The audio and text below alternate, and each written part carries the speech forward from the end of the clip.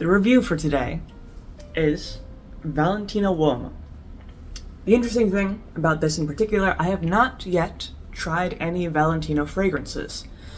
I know there are quite a few, but out of all of them, this particular one, Uomo, is a particularly famous one. For men, of course. And this was crafted to be kind of a mix between a classic yet casual fragrance, and it came out in 2014. So it's not super new, but it's still relevant. So this is what the bottle looks like, very studded. Also, if the bottle does really look like this, it's pretty stylish. I would put that in a collection. You know, it has a nice cut glass look that's pretty different from a lot of modern fragrance bottles, because a lot of fragrance bottles these days are just square, you know, and they have a little label on the front. But this is pretty unique. I'm impressed with the bottle alone. So the thing about this is that it has some very unique notes. Apparently it has notes of chocolate and hazelnuts and things like that. So I'll put it on and see how intriguing it smells. Okay, so it's interesting. So the opening is very citrusy. The opening, I'll put on a bit more. So the opening has only two notes, bergamot and myrtle. I've never smelled myrtle in real life. I know it's a green note of a plant, but the bergamot is very, very noticeable. You cannot miss it. It's a very nice, bright, citrusy opening, which is, I always like a nice citrusy opening. It really, catches your attention. Then, the citrus note actually sticks around, which I like. Usually the openings kind of disappear as soon as you put them on, but this actually, it's sticking around. Then the middle notes are really the intriguing part of this fragrance. Hazelnut chocolate, and roasted coffee beans. So it's interesting because those three notes are all very warm. The hazelnut is a nice kind of more of a natural scent. I would say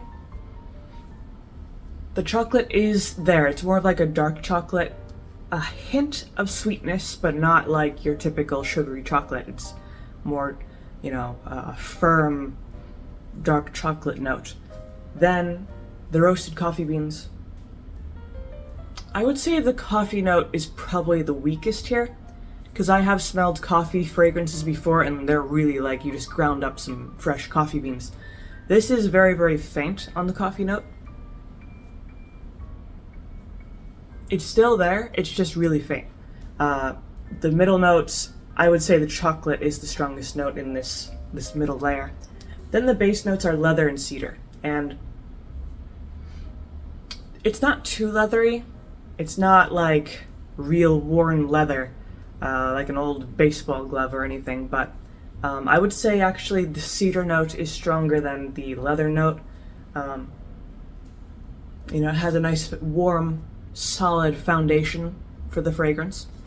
And combined, it's a really, really delicious fragrance. It really captures the kind of warmth and depth that it's going for. At the same time, it's not super heavy, too crazy, just too much of anything, because some men's fragrances can be very, very overpowering, too harsh and too strong, but this is very smooth and very nicely balanced. It's actually a little bit lighter than I was expecting, because, from this list of notes, you might expect something extremely strong, but like I said, this is very kind of moderate, very balanced.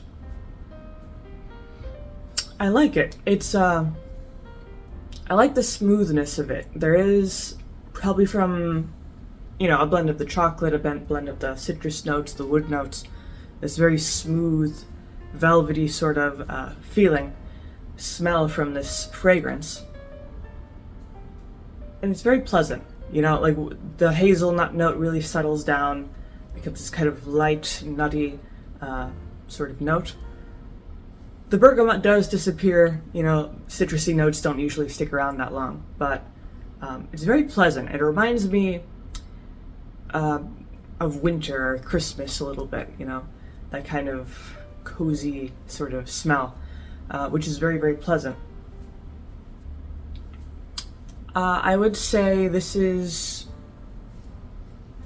probably better for evening wear and cold weather. However, because it is on the lighter side, it's not super leathery, super smoky or anything. It is also a very good option for the daytime because it is light enough for that. And I would argue you could even wear this perhaps during the summer, depending on how hot your summers are. Of course, if it's too hot, maybe this is a bit too much, but if it's a breezy, you know, 70 to 80 degrees, this would probably still work in the summer. Because it is, like I said, it's the projection here is moderate, you know, it's not going crazy. Longevity, I would have to say, again, moderate, probably 5 to 6 hours, so nothing too, you know, too powerful. But still, you know, this is a good everyday fragrance for men. It's kind of a no-brainer, you know it's good, you don't have to think about it, you just put it on and you go on with your day because, you know, it's that good. And that's something I like in fragrances, when you don't have to think about it, you know, you just put it on and that's it. And it does really well for what it's targeting, this warm fragrance that's not too heavy. And at the same time, it is luxurious. Of course, it's from Valentino. You would expect anything from Valentino to be luxurious. And this hits the mark. You know, it has that smoothness, that refined nature, which is really, really nice. And probably one of my favorite men's fragrances. It could be a little bit stronger for my personal tastes. But I think for most people, it's good how it is. It's, you know, it hits all the marks. Plus, you know, I think most people are pretty impressed with anyone wearing a Valentino anything, you know, a nice designer brand like that. And that's pretty much all I have to say about Valentino Uomo. I'm quite impressed with how it is. I was kind of expecting something a little bit different, a little maybe too harsh, too macho, but this is actually very nice and balanced. So yeah, really good fragrance. And that's pretty much all I have to say. So if you have any opinions to say about this particular fragrance, you can always leave those down in the comment section below. If you liked the video, leave a like, maybe subscribe, and I make videos throughout the week, so stick around for those.